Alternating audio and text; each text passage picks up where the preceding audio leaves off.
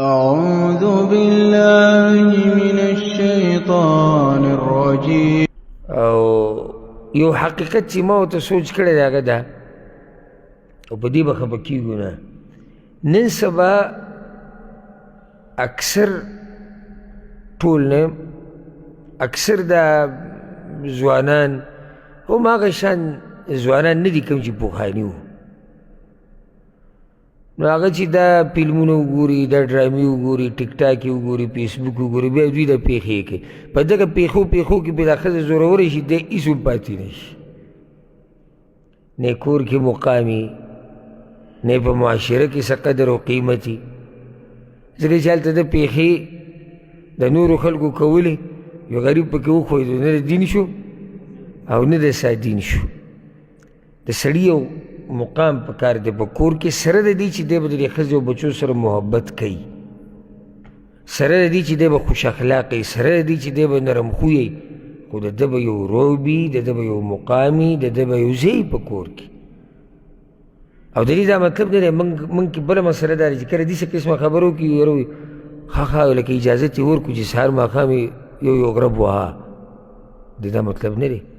او دا مقام په وهلو نه جوړېږي. ما تاسو ته ویلې نه دا خبره څوک پیري.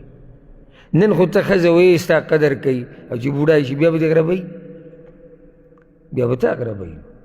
ځکه چې هغه خو تا نه په دې یېرېږي چې ته یې وهې، او چې ته بوډا شي بیا خو ته وهلی نه شي، نو بس بیا به دغه یو ګوټ کې پروت وي، د کور به یو ګوټ کې سوالونه به کوي چې څوک راله ګزار رانه کړي. ته داسې مقام جوړ کړه کور کې چې ته د سره کارېږي نه، ته نه وهل کې، خو چې کور ته ورننوځې نو دا ښځې مشران کشران چې کور کې هغه محسوسوي چې یاره پلانې راغی. ښځه غلی شي، بچي ستا خبره اوري، مه کوه مه کوه، بس خبره ختمه شوه، ویې که بس خبره ختمه، نه مه کوه مه کوه، لستوڼي ورسره راواړی، مه کوه بیا لوړ ته لاس کوي. دا به روزانه ته دې هغه چل کوې، یعنې روزانه به ته ښځه په مه کوواله پوره کوې چې یو څو درجې ووایې، یا مه کوه باندې به هله ته راړی چې یو سهولت یې وله ورکړې. دا خو بیا ستا څه قدر نه شي. دا خو اصل کې خبره ده څه ده، د دې زور نه یېرېږي، بس نور خو قدر وله نه کوي.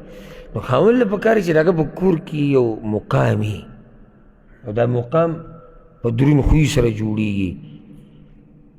بعض چلونه نه بعض چلونه سړی به چې خبره ته بل ځای ته بوتله، خو دا فایده منه. بعض چلونه، بعض خبرې، بعض کارونه اگر کره وایي، خو دا هم ګوره کله نه کله خلک په کور کې یا د ښځې په مخ کې یا د بچو په مخ کې په دې نه کوي چې د ده په سړیتوب باندې دوړه ونه لګي.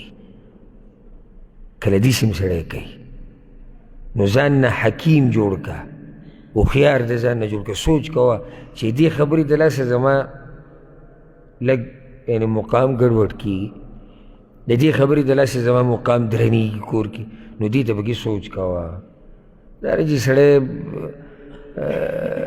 سهار ماښام سوشل میډیا وګوري، او بیا دا پرېږدی سوشل میډیا باندې څه کېږي او په نېټ باندې څه کېږي، دا ټول خزعبلات دي، فحاشي ده، ګناهونه دي، دروغ دي، دوکې دي، حرام کارونه دي.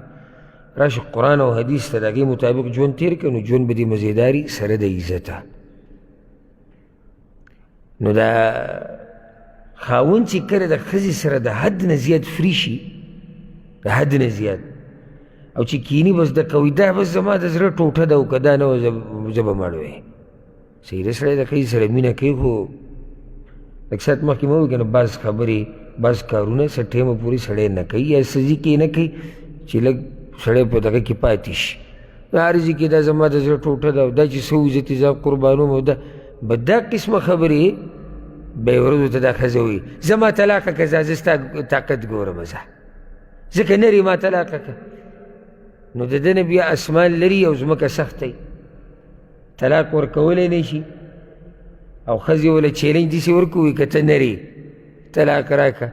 غلطي د ده ده د اول سر نه چې خبره دیز ته راورسېده. نو د سړي خپل مقام دی او د ښځې خپل مقام دی. زنانو له نه دي په کار چې خاوند سره دا قسمه خبرې که یو دا قسم الفاظ وي بیا به غصې شي وبه چې په رښتیا ته زما ښځه نه یې ځه نو بیا به څه کوې ځکه دې کې احتیاط پکار دی د ورو سوال کړی دی او دې سوالونه ما ته ډېر راځي دا